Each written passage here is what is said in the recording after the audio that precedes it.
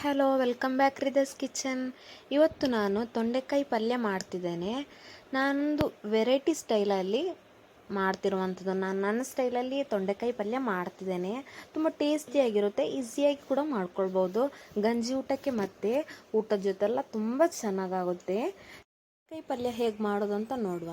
ಹಾಗೆಯೇ Ridas kitchen channel ನಿಮಗೆ ಇಷ್ಟವಾದರೆ ಪ್ಲೀಸ್ ಸಬ್ಸ್ಕ್ರೈಬ್ ಮಾಡಿ ಹಾಗೂ ಪಕ್ಕದಲ್ಲಿರುವಂತಹ ಬೆಲ್ ಬಟನ್ ಕ್ಲಿಕ್ ಮಾಡಿ ಆಲ್ ಅಂತ ಪ್ರೆಸ್ ಮಾಡಿ. ಆಗ ನಾನು ಹಾಕುವಂಥ ಎಲ್ಲ ಹೊಸ ವಿಡಿಯೋಗಳ ನೋಟಿಫಿಕೇಷನ್ಗಳು ನಿಮಗೆ ತಲುಪುತ್ತದೆ.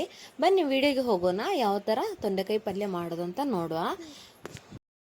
ನಾನಿಲ್ಲಿ ಒಂದು ನಾನ್ ಸ್ಟಿಕ್ ಪಾತ್ರೆ ತಗೊಂಡಿದ್ದೇನೆ. ಯಾವ್ದು ಬೇಕಾದರೂ ತಗೊಳ್ಬೋದು. ನಿಮ್ಮ ಹತ್ರ ಯಾವುದಿದೆ ಅದು ತಗೊಳ್ಳಿ. ಕಡಾಯಿ ಅವ್ರ ನಾನ್ ಸ್ಟಿಕ್ ಪಾತ್ರೆ ಯಾವ್ದು ಬೇಕಾದರೂ.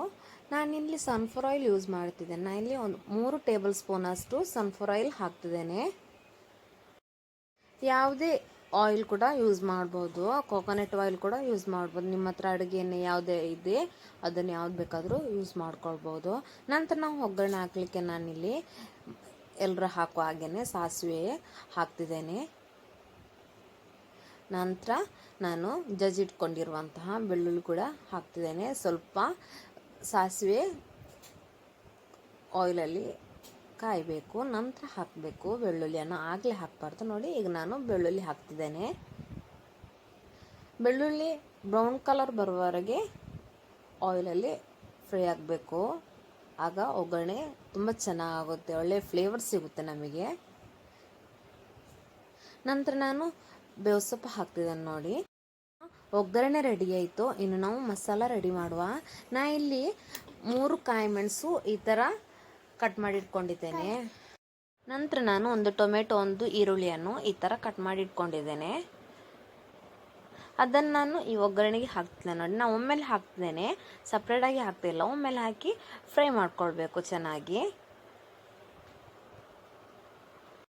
ಈರುಳ್ಳಿ ಟೊಮೆಟೊ ಚೆನ್ನಾಗಿ ಫ್ರೈ ಆಗಬೇಕು. ನೋಡಿ, ಈ ಥರ ಚೆನ್ನಾಗಿ ಫ್ರೈ ಆಗಬೇಕು. ನಂತರ ಅದಕ್ಕೆ ನಾನು ಸಾಂಬಾರ್ ಪೌಡರ್ ಇದೆಯಲ್ಲ, ಸಾಂಬಾರ್ ಪೌಡರ್ನ ಆ್ಯಡ್ ಮಾಡ್ತಿದ್ದೇನೆ. ನಾನು 1 ಟೇಬಲ್ ಸ್ಪೂನ್ ಅಷ್ಟು ಸಾಂಬಾರ್ ಪೌಡರ್ ಹಾಕ್ತಿದ್ದೇನೆ. ಸಾಂಬಾರ್ ಪೌಡರ್ ಹಾಕೋದ್ರಿಂದ ಒಂದು ಒಳ್ಳೆ ಫ್ಲೇವರ್ ಸಿಗುತ್ತೆ. ತುಂಬ ಚೆನ್ನಾಗಾಗುತ್ತೆ ಪಲ್ಯ ಕೂಡ ತಿನ್ನಲಿಕ್ಕೆ, ಗಂಜಿ ಊಟಕ್ಕೆ ಮತ್ತು ನಾರ್ಮಲ್ ಊಟಕ್ಕೆ ಕೂಡ, ಯಾವುದೇ ಊಟಕ್ಕೆ ಕೂಡ ಚೆನ್ನಾಗಾಗುತ್ತೆ. ಸೈಡ್ ಡಿಶ್ ಕೂಡ ತುಂಬ ಚೆನ್ನಾಗಾಗುತ್ತೆ. ನಾನು ಆ ಸಾಂಬಾರ್ ಪೌಡರ್ ಹಾಕಿದ ನಂತರ ಚೆನ್ನಾಗಿ ಫ್ರೈ ಮಾಡ್ಕೊಳ್ತೇನೆ. ನೋಡಿ, ಈ ಥರ ಚೆನ್ನಾಗಿ ಫ್ರೈ ಮಾಡ್ಕೊಳ್ಬೇಕು. ನಮಗೆ ಒಳ್ಳೆಯ ಫ್ಲೇವರ್ ನಮಗೆ ಸಿಗುತ್ತೆ, ಒಂದು ಒಳ್ಳೆಯ ಸ್ಮೆಲ್ ಬರುತ್ತೆ ನಮಗೆ. ನಂತರ ಅದಕ್ಕೆ ತರಕಾರಿ ಹಾಕ್ತಿದ್ದೇನೆ. ನಾನು ಇಲ್ಲಿ ತೊಂಡೆಕಾಯಿ ಹಾಕ್ತೇನೆ. ನೋಡಿ, ತೊಂಡೆಕಾಯಿ ಒಂದು ಅರ್ಧ kg ಅಷ್ಟು ತೊಂಡೆಕಾಯಿ ಥರ ಕಟ್ ಮಾಡಿ ಇಟ್ಕೊಂಡಿದ್ದೇನೆ. ಮತ್ತು ಸ್ವಲ್ಪ ಅಂದರೆ 1 ಆಲೂಗಡ್ಡೆಯನ್ನು ಈ ಥರ ಕಟ್ ಮಾಡಿ ಇಟ್ಕೊಂಡಿದ್ದೇನೆ. ತೊಂಡೆಕಾಯಿ ಊರಲ್ಲಿ ಆಗಿರುವಂತಹ ತೊಂಡೆಕಾಯಿ ನೋಡಿ, ಈ ಥರ ಇರುತ್ತೆ. ನಮ್ಮ ಊರಲ್ಲಿ ಅಂದರೆ ನಮ್ಮ ಮನೆಯಲ್ಲಿ ಆಗಿರುವಂಥ ತೊಂಡೆಕಾಯಿ. ನಮ್ಮ ಊರಲ್ಲಿ ತೊಂಡೆಕಾಯಿ ಆದರೆ ಈ ಥರ ಇರುತ್ತೆ, ಒಂಥರ ವೈಟ್ ಕಲರ್ ಆಗಿರುತ್ತೆ. ನೋಡಿ, ಇಷ್ಟು ಆಲೂಗಡ್ಡೆ ಕಟ್ ಮಾಡಿ ಇಟ್ಕೊಂಡಿದ್ದೇನೆ.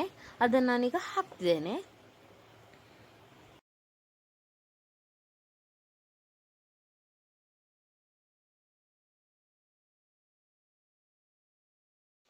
ಪಲ್ಯಕ್ಕೆ ಹಾಕಲಿಕ್ಕೆ ನಾನು ಆಲ್ರೆಡಿ ಕಡಲೆ ಬೀಜವನ್ನು ಬೇಯಿಸ್ಕೊಂಡಿದ್ದೇನೆ. ನೋಡಿ, ಕಪ್ಪು ಕಡಲೆ ಅಂತ ಹೇಳ್ತಾರೆ ನಮ್ಮ ಕಡೆ.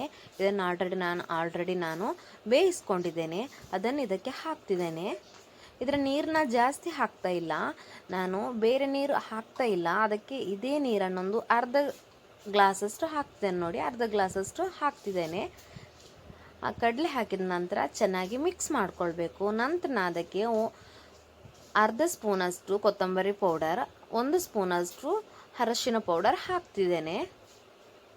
ಹಾಕಿದ ನಂತರ ಮಿಕ್ಸ್ ಮಾಡ್ಕೊಳ್ಬೋದು ಸ್ವಲ್ಪ. ನಂತರ ನಾವು ಅರ್ಧ ಕಪ್ಪಷ್ಟು ತೆಂಗಿನಕಾಯಿ ತುರಿ ಹಾಕ್ತಿದ್ದೇನೆ. ನೋಡಿ, ಜಾಸ್ತಿ ಬೇಕಾದರೆ ನೀವು ಜಾಸ್ತಿ ಹಾಕ್ಕೊಳ್ಬೋದು. ತೆಂಗಿನಕಾಯಿ ಇಷ್ಟ ಅಂತ ಹೇಳಿದರೆ ಜಾಸ್ತಿ ಹಾಕ್ಕೊಳ್ಬೋದು. ನಾನು ಇಲ್ಲಿ ಅರ್ಧ ಕಪ್ಪು ಸಾಕಂತ ಇತ್ತು, ಅದಕ್ಕೆ ಅರ್ಧ ಕಪ್ ಹಾಕ್ತಿದ್ದೇನೆ. ನಂತರ ಅದನ್ನು ಚೆನ್ನಾಗಿ ಮಿಕ್ಸ್ ಮಾಡ್ಕೊಂಡ ನಂತರ ರುಚಿಗೆ ತಕ್ಕಷ್ಟು ಉಪ್ಪನ್ನು ಹಾಕಬೇಕು. ನಾನು ಇಲ್ಲಿ ಹುಡಿ ಉಪ್ಪು ಯೂಸ್ ಮಾಡ್ತಿದ್ದೇನೆ. ಹುಡಿ ಉಪ್ಪು ಹಾಕಿದ ನಂತರ ಚೆನ್ನಾಗಿ ಮಿಕ್ಸ್ ಮಾಡ್ಕೊಳ್ಬೇಕು. ನೋಡಿ, ಈ ಥರ ಮಿಕ್ಸ್ ಮಾಡಿಕೊಂಡ ನಂತರ ನಾವು ಚೆನ್ನಾಗಿ ಬೇಯಿಸ್ಕೊಳ್ಬೇಕು. 10 ರಿಂದ 15 ನಿಮಿಷ ಬೇಯಿಸ್ಕೊಳ್ಬೇಕು. ಲೋ ಫ್ಲೇಮಲ್ಲಿ ಸಾಕು.